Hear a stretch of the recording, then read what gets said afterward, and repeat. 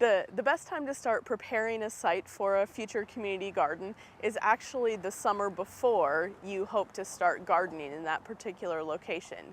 If at all possible, it's best to start getting your site ready in July or August, the year before you hope to have your first gardening season. The reason for that is primarily dealing with weeds, especially Bermuda grass, because it happens to thrive with a lot of neglect and is just a really strong weed. As you can see, this particular site has a very healthy crop of Bermuda grass and other weeds growing on it. So for this garden to be turned into a successful garden in the future, it would be ideal to spray this site for weeds right now and maybe 1 or 2 more times this year before tilling in the fall and then being ready to start with a garden in the spring.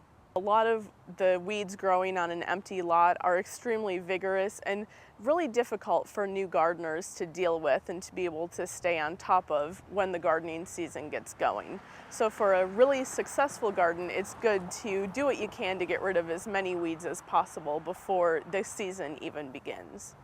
The next thing you need to do with site preparation after you've got your weeds out of the way is to do your soil testing and do any amendments to the soil to make the pH correct or make sure you've got plenty of nutrients in the soil. If you have the access or the funds, it would be good to add a load of compost or other organic matter to your site to start building your soil quality.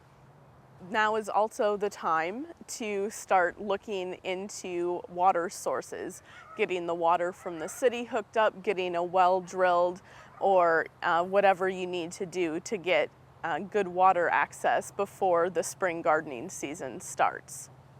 As you're continuing your site preparation, you'll want to remove any trees or woody growth or tree limbs that you identified as potential problems for your site.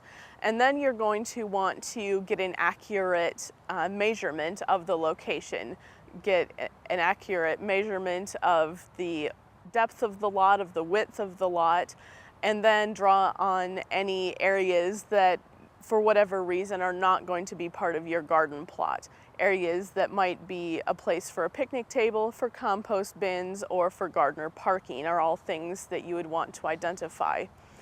You'll also want to note on your map any areas that have potential problems like poor drainage or lots of rocks and gravel, maybe some remnants of an old house foundation that need to be removed or worked around as you're developing a community garden site. Once you've got accurate measurements, you can begin the layout process just by starting and dividing the area into even plots, first on paper, and then go out and lay those plots out with stakes and string and an accurate measuring tape. The more preparation you can do for your site in the previous growing season, the more successful your gardening experience will be for your community gardeners the next spring. For more information, visit your local extension office or visit our website at kansasgreenyards.org.